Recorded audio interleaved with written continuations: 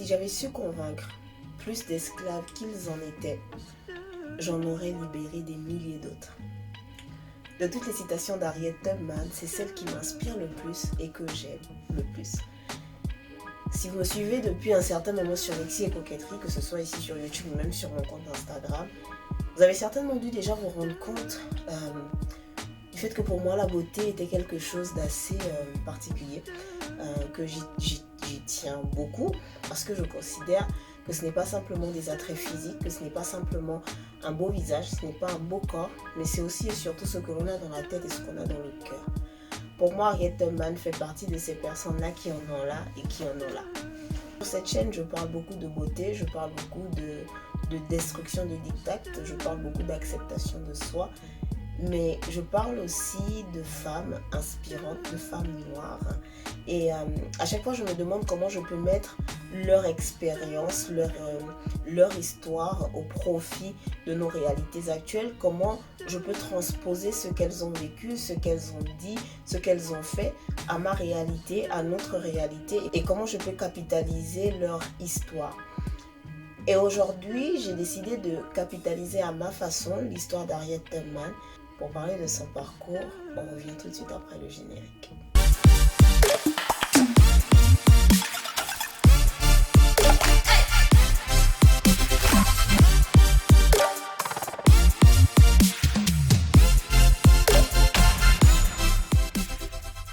Harriet Tubman est née entre 1920 et 1925, on n'est pas très sûr, puisqu'à cette époque, pour les esclaves, il n'y a pas de registre, donc sa naissance n'est pas enregistrée dans un document officiel. Mais en tout cas, elle est née à peu près dans ces eaux-là, année 1800. Elle naît d'un père qui est affranchi, d'une mère qui ne l'est pas encore, et qui sont mariés, qui se rencontrent en fait parce que leurs maîtres à tous les deux vont s'unir. Donc c'est ainsi qu'Harriet Tubman arrive dans une famille où en réalité la notion de liberté pour les esclaves est possible. Son père est affranchi et donc pour elle l'esclavage a toujours été un problème. Et ce n'est pas étonnant puisque à l'âge de 5-6 ans à peu près, elle est déjà exploitée en tant qu'esclave. Je ne vais pas dire embauchée, parce que clairement ce n'est pas le cas. Elle est exploitée en tant qu'esclave et prend du service d'esclavage, si je peux le dire comme ça, chez ses maîtres. Où voilà, elle fait toutes les petites tâches ménagères, etc. Et puis ça va beaucoup plus loin puisqu'on va la louer. Ça m'a choqué quand même. On va la louer de cet âge-là à d'autres maîtres parce que ces maîtres sont pauvres. Et donc pour arrondir les fins du mois, ils louent souvent, aller vite fait quelques esclaves. Et on décide de louer à cette époque-là la petite Araminta Rose puisque Harriet Tubman n'est pas son nom de naissance. Araminta est son prénom de naissance, Rose le nom de son père. Et donc on loue la petite Araminta à d'autres maîtres et là-bas elle a comme tâche de garder, je ne sais pas si c'est un ou plusieurs bébés, mais en tout cas elle s'occupe d'enfants. Et il ne faut surtout pas que ces enfants pleurent parce que ça agace les maîtres. Et dès l'instant où ils pleurent, elle est fouettée, tabassée, subit énormément de sévices corporels. Et donc c'est ça, l'enfance d'Harriet Tubman. Bien qu'elle ait déjà connu énormément de sévices et de violences physiques, il y a une violence physique, il y a une punition qui ne lui était pas destinée, qu'elle va malheureusement encaisser, puisque son maître avait décidé de punir un autre esclave. Certaines versions disent que c'est son frère qui voulait s'opposer au fait qu'elle jouait avec le fils de son maître. Il va donc jeter un poids métallique assez lourd sur cet autre esclave-là qui va l'éviter, qui va l'esquiver et malheureusement en l'esquivant, ça va tomber sur Harriet. Elle va donc avoir une réelle commotion cérébrale avec bien entendu des séquelles à la clé, notamment des évanouissements, des vomissements. Aujourd'hui, on sait qu'elle a fait de la narcolepsie et ça l'a poursuivi quand même toute sa vie. Au sorti de sa convalescence, je mets ça bien en griffe, ça devient vraiment intéressant puisqu'elle va passer son temps à s'évanouir, elle ne se sentait pas bien, elle dormait beaucoup, voilà, dans les champs, elle ne pouvait pas tenir toute une journée, elle tombait, enfin, voilà, c'était une esclave peu rentable, elle n'était pas forcément intéressante pour les maîtres et on va la traiter de mauvais esclave. Voilà, elle ne sert pas à grand chose, elle passe son temps à dormir. Et ben en fait, pendant qu'elle s'évanouissait, ce qui n'était tout simplement que la séquelle de ce que son maître lui avait fait, elle voyait, elle avait des visions, elle avait des rêves, on ne sait pas trop entre vision et rêve, et puis souvent la frontière entre les deux elle est un peu floue, mais en tout cas elle voit une ligne. Quand elle décrit plus tard, elle dira qu'elle voit une ligne à franchir, et de l'autre côté c'est très verdoyant et il y a des femmes blanches qui lui tendent la main, mais elle n'arrive jamais à saisir la main tendue de ces femmes-là. Et elle ne fait pas ce rêve-là, elle ne voit pas ces visions-là qu'une seule fois. Ça se répète très très souvent lorsqu'elle tombe évanouie. Et pour elle, ce sont des messages du divin et elle comprend alors ce pourquoi elle existe. Elle comprend alors qu'elle est l'élue de son peuple, du peuple noir, et qu'elle se doit tout simplement de s'affranchir déjà de l'esclavage dans lequel elle est née, mais aussi d'affranchir les autres. Quand elle se marie, elle change de nom, tout simplement déjà parce qu'elle prend son nom d'épouse qui est Tubman, de son mari John Tubman, et elle change aussi le nom, le prénom. Elle fait sauter Araminta et elle décide de s'appeler Harriet, qui est le prénom de sa maman. On ne sait pas vraiment bien ce qui se passe entre son mari et elle. On ne sait pas grand chose de son couple, mais en tout cas on sait qu'il y a des tensions du fait qu'elle veuille rejoindre le Nord, parce qu'il faut savoir que certains États du Nord des États-Unis à cette période-là affranchissaient déjà des esclaves. Les esclaves, ils vivaient en liberté, et dans le Sud c'était beaucoup plus compliqué. Donc pour elle, c'est sûr qu'il faut qu'elle aille dans le Nord. Et en plus, son père lui en avait déjà un peu parlé de cette possibilité de liberté. Malheureusement, son mari, à qui elle parle de son projet de partir, n'est pas du tout favorable à son idée de rejoindre le Nord, parce que lui est affranchi et que ça ne l'intéresse pas du tout de bouger. Sauf que elle n'est pas affranchie et elle a un désir ardent de liberté. Elle a un désir ardent de liberté et en plus, elle a des messages divins qui lui disent qu'elle peut le faire. Donc, moi, de ça, je tire ma première leçon. Je suis désolée pour ce que je vais dire, mais je crois vraiment que nos destinées... En fait, je crois qu'il ne faut laisser personne venir entraver notre destinée. Il ne faut laisser personne, même pas un époux, venir nous empêcher de réaliser ce pourquoi nous sommes faits. Je crois que chacun de nous doit découvrir ce pourquoi il est fait. Et lorsqu'on découvre notre mission sur la terre, que personne ne nous empêche de réaliser cette mission. Et je pense que ça, elle a bien compris, parce que monsieur veuille, que monsieur ne veuille pas, Harriet va partir. Harriet va partir, elle va faire une première tentative qui va échouer, et ensuite elle s'en ira toute seule. Elle s'en ira toute seule. Son père lui avait parlé un peu d'un réseau qui pourrait l'aider. Et en fait, elle va emprunter ce qu'ils ont appelé The Underground Railroad. Et c'est un réseau en fait souterrain. Mais en fait, quand tu traduis, c'est un réseau ferroviaire. Mais rien à voir, ce n'est pas du tout un réseau ferroviaire, mais c'est des noms de code pour pouvoir garder secret en fait le réseau. Ils vont parler par exemple de gares. Les gares sont en réalité des maisons qui hébergent en journée les esclaves qui sont en fuite, puisque généralement ils fuyaient la nuit pour ne pas être remarqués en pleine journée. Et ils vont parler de trains. Ils vont parler de passagers, les passagers qui sont du coup les esclaves en fuite. Ils vont parler de conducteurs de train. Le conducteur de train, c'est ce que va devenir Harriet Tubman en fait. C'est la personne qui conduit les autres esclaves. Et donc il y a tout un tas de codes comme ça dont il faut être au courant lorsqu'on veut partir en fait. Et Harriet Tubman va emprunter du coup ce réseau-là et elle va se retrouver dans le Nord. Malheureusement, elle se sent seule. Et elle dira d'ailleurs qu'à quoi bon être libre si on ne peut pas partager sa liberté avec les autres. Deuxième leçon. Il n'y a pas d'héroïsme sans altruisme. Il n'y a pas d'héroïsme sans humanisme en fait.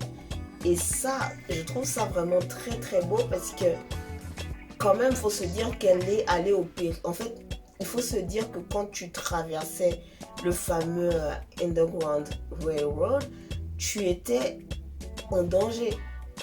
Tu étais en danger parce que tu es un esclave en fuite, mon frère. Tu es recherché. Si tu t'es enfui, tes maîtres se sont rendus compte que tu t'es enfui. Et ben, on t'a payé à un prix, tu as une certaine valeur. Et qui va faire tes tâches à la maison? Qui va faire tes tâches dans les champs? Mais elle se dit quand même qu'il faut qu'elle reparte pour aller récupérer déjà sa femme. Je ne pense pas que l'on connaîtrait Harriet Tubman aujourd'hui si elle n'était pas allée chercher les autres. Si elle n'avait pas elle a quand même fait quasiment, on compte à peu près plus de 10 navettes, hein, plus de 15 navettes même. Certains disent 17, d'autres disent 19.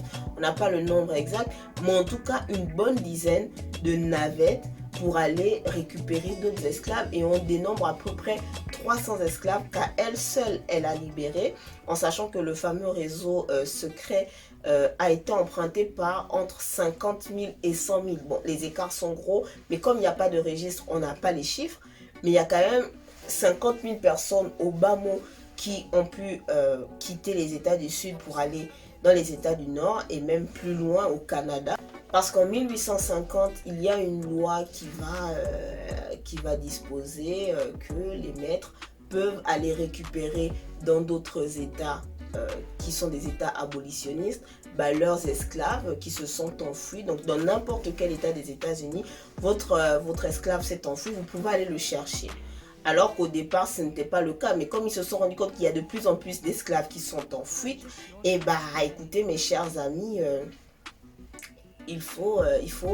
l'État met en place une loi pour permettre non seulement aux maîtres de pouvoir récupérer les esclaves, mais aussi de punir les abolitionnistes. Toutes les personnes qui vont aider ces noirs-là à s'échapper, on va essayer de les punir. On met des amendes, on les arrête, bref, on fait tout pour empêcher ce système de prospérer. Et donc ça va rendre le travail d'Harriet Tubman assez compliqué, et d'ailleurs d'autres conducteurs de train, puisque maintenant on peut aller les chercher partout, et ils ne peuvent plus rester aux États-Unis. Et donc ils allaient beaucoup plus loin, donc plus haut, au Canada. Sauf que là-bas, le climat est encore plus difficile pour eux. Et en plus de ça, le chemin n'est pas du tout évident. Malgré ça, elle tient à repartir. Et elle va travailler pendant une année pour se mettre un peu d'argent de côté. Et elle va refaire le voyage. Mais elle ne va pas le refaire qu'une fois, elle va le faire plusieurs fois. Et ça, je trouve ça vraiment inspirant. Je trouve ça vraiment waouh. Mais mon Dieu, quelle foi! Parce que d'où est-ce que tu crois que tu peux le faire plusieurs fois?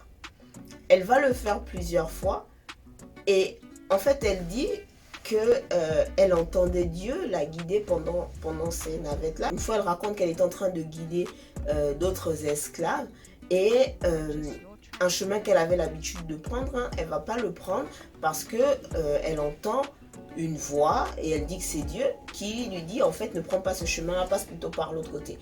Et quand elle arrive du coup à la gare suivante, les personnes qui l'y attendaient, ils étaient apeurés, ils se sont dit mince, mais quand ils l'ont vu arriver avec les autres, ils se sont dit oh, thanks God, parce que en fait on pensait que tu allais te faire prendre, parce que de l'autre côté où on a l'habitude de passer, il y a énormément de personnes qui sont en train, comment on les appelait, enfin j'ai oublié le nom, mais en tout cas des gens qui veillent et qui cherchent, parce qu'ils savent que on a commencé à comprendre que c'est plutôt la nuit que les esclaves s'enfuyaient.